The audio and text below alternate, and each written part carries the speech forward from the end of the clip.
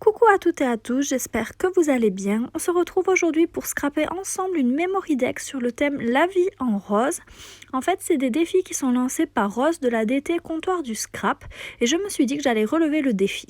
Donc pour faire le fond de memory deck, j'ai pris des paillettes qu'on trouve à Action, que j'ai placées à l'intérieur d'une feuille de plastifieuse et ensuite je suis tout simplement venue la placer dans la plastifieuse.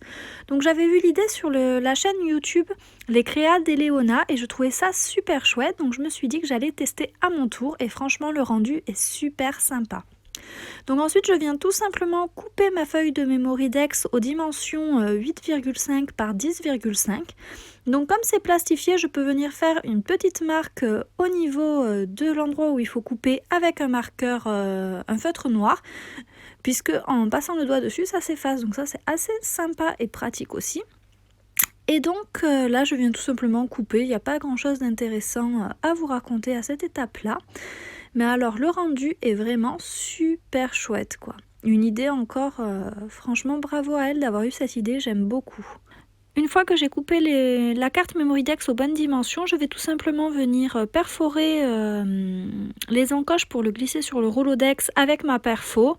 Et je vais également arrondir les angles, mais j'ai coupé la vidéo tout simplement pour pas que ce soit trop long parce que je pense pas que ce soit des étapes qui vous intéressent réellement. Donc maintenant nous allons tout simplement passer à la déco. Donc pour ça, j'ai fait des découpes à l'intérieur de simili-cuir rose gold pailleté et du simili-cuir blanc. Donc les petits animaux viennent de la dernière collection des ateliers de Karine et les petits sequins viennent de la dernière collection de chez Laura by Laura.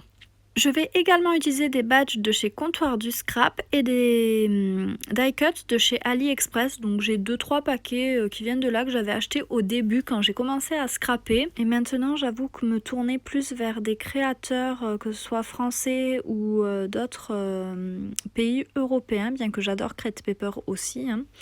Mais tout simplement parce que je me dis que c'est sympa de faire vivre...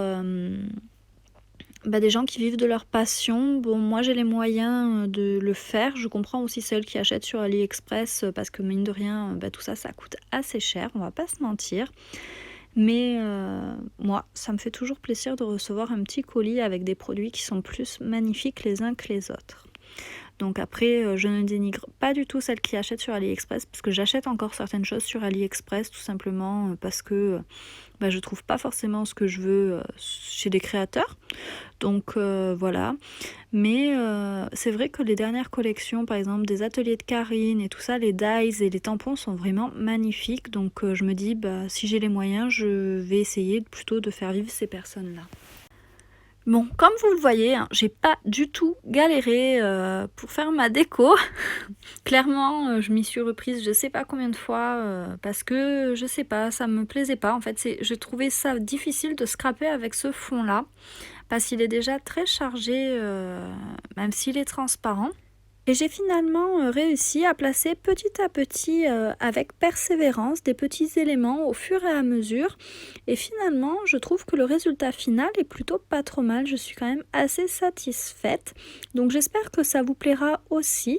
Et je vais vous laisser regarder la fin de la vidéo en musique. Je vous fais plein de gros bisous et je vous dis à très vite pour une nouvelle vidéo.